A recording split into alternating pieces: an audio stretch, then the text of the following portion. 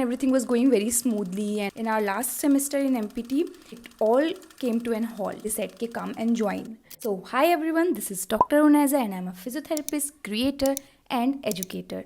And this is episode 4 of my journey as a physiotherapist. For I have talked to you about how I chose to become a physiotherapist, how my internship went, how I chose to do internship, how I got into Jamia, into MPT, and why I chose to become cardiopulmonary physiotherapist. Today's episode, I will talk to you about my MPT, how it went. Basically, what happened, everything was going very smoothly, and we were enjoying and everything until March 2020. We all know what happened in March 2020. Lockdown nationwide, and so was our university. We were in our last semester in MPT. It was our data collection time, our research was going on and everything, and it all came to an halt. We were stuck. We didn't know even if we'll pass out this year or not. But because of the extra amount of time that I had, a lot of it, I started binge watching Netflix and PUBG. What happened is my screen time went to the roof. I was attending classes online. I was also working on my data collection and all these Excel and everything. I had to still go on and complete my thesis, right? Apart from that, I found that okay, you can do Netflix and chill for hours. I got insomnia during the lockdown time. It was very difficult phase of my life, to be honest, so far. If any one of you have experienced insomnia and if you can relate to me on this point, like what happened during the COVID, it was a very difficult thing to manage because even if I wanted to sleep, I could not. I used to cry in the middle of the night. Yeah, everybody had an idea. It's the phase that we all were going through. Slowly, with the reduced screen time and all these things, meditation and exercise and chamomile tea, it got better. Our university, Jamia Millia Islamia, they were also in confusion what to do with the exams because it was time for our final year exams in June.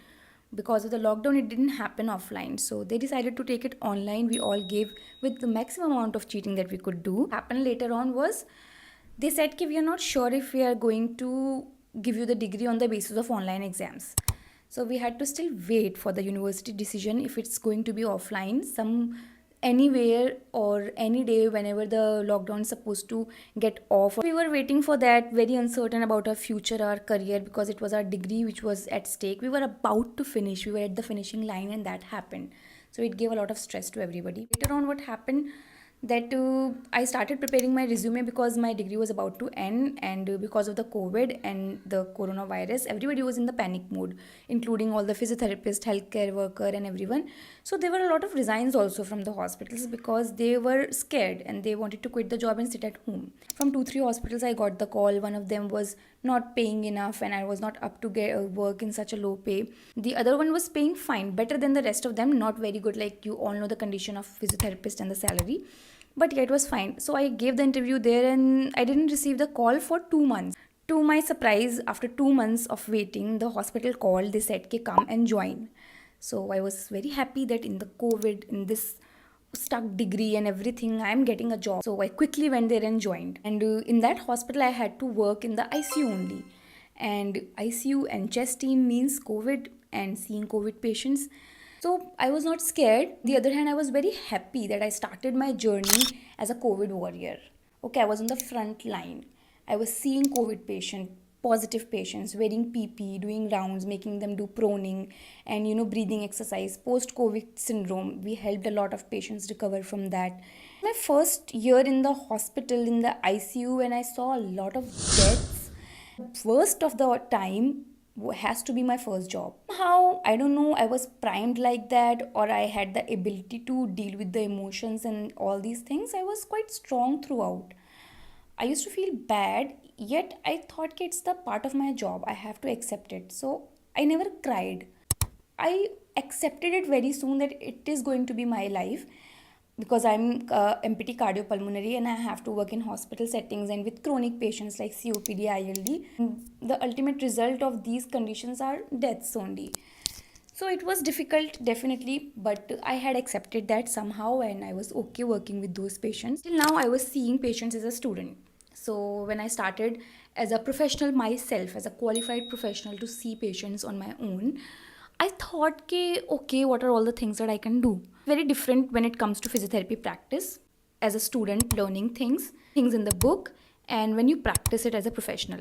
Not so many ICUs and not so many physiotherapists know nothing about how to actually implement certain airway clearance techniques like postural drainage, manual hyperinflation, even suctioning, ventilator hyperinflation. It's a little shocking that nobody in my setting also was doing that. So when I went there, I started doing postural drainage, manual hyperinflation, and all the other techniques. To their surprise, even the whole team, even the HOD, the MD, the DMs, they were surprised that I could open collapsed lung without any, invasive technique with chest physiotherapy. And I did it not only once, I did it a lot of times. I'm not self-praising myself. I'm just saying that if you know the technique and if you have the confidence to apply it, that's when the magic begins.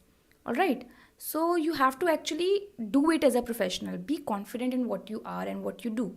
Not overconfident, but confident.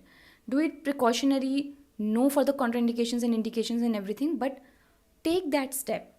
All right, then only you will be able to know if it is worth it or not. Conventional physiotherapy is something else, and things that are there in the book are there for a reason. You have to see for yourself in practicality how effective they are. Okay, so I did that. They were very happy with me, welcoming me, a very young physiotherapist who's enthusiastic, energetic, and doing good work. So they all welcomed me with all their arms open into their team, made me a part of it, give the all the respect that I deserved and everybody else. So that was about my journey in the profession when I started as a qualified professional working a real job in the hospital in the ICU. Then one fine day an idea clicked and my Instagram journey started. To know how I started it and how I kept it on, then wait for episode 5 of my journey as a physiotherapist. Don't forget to like, share, subscribe to my channel and press the bell icon to never miss a video from cardiopulmonary rehab.